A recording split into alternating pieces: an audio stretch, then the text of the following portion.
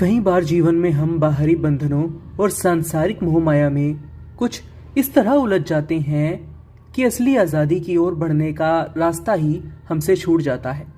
सत्संग, प्रवचन और धार्मिक ज्ञान हमें सही रास्ता दिखाने का प्रयास तो करते हैं, लेकिन कई बार हम केवल ज़मीनी तौर पर इन बातों को सुनकर लौट आते हैं, असल में उसे अपने जीवन में नहीं उतारते।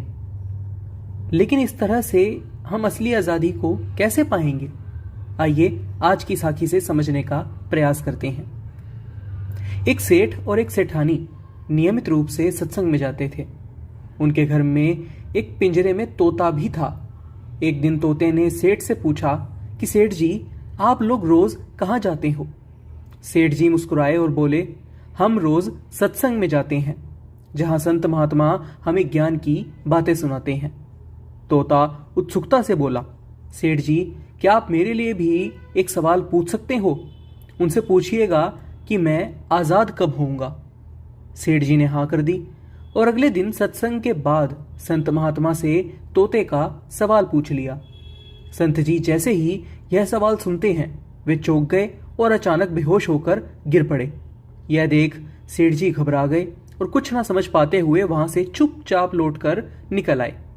घर पहुंचकर तोता उत्सुकता पूर्वक सेठ जी से पूछता है कि सेठ जी, संत महात्मा ने क्या कहा? मैं आखिर कब आज़ाद होऊंगा? सेठ जी थोड़ा अचरज में बोले, तेरी आज़ादी का सवाल पूछते ही संत महात्मा बेहोश हो गए थे। लगता है कि तेरी किस्मत ही खराब है। तोते ने यह सुनकर एक ठंडी सांस ली और धीरे से बोला, कोई बात नहीं सेठ जी, मैं सब समझ गया हूँ। अगले दिन जब सेठ जी सत्संग के लिए जाने लगे तो देखा कि तोता पिंजरे के अंदर अचानक बेहोश होकर गिर पड़ा। सेठ जी को लगा कि तोता मर गया है। उन्होंने पिंजरा खोला और जैसे ही तोते को बाहर निकाला, तोता एकदम से मौका देखकर उड़ गया और आसमान में कहीं दूर चला गया।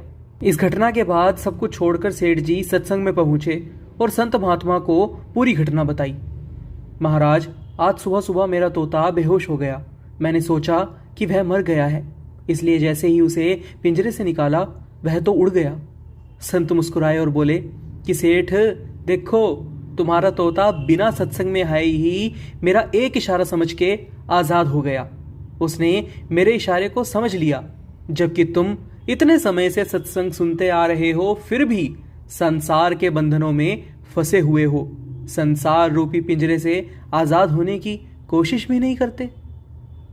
इस साखी से हमें यह सीख मिलती है कि सत्संग, प्रवचन या धार्मिक चर्चा तभी सफल होती है जब हम उन्हें अपने जीवन में आत्मसात करते हैं, उनको अपने जीवन में उतारते हैं। केवल सत्संग में जाना, सुनना या ज्ञान की बातें करना पर्याप्त नहीं है। असली बदलाव तब आता है जब हम अपने मन को भी उस ज्ञान से आज़ाद कर देते हैं जो हमें सांसारिक बंधनों में जकड़े रखता है।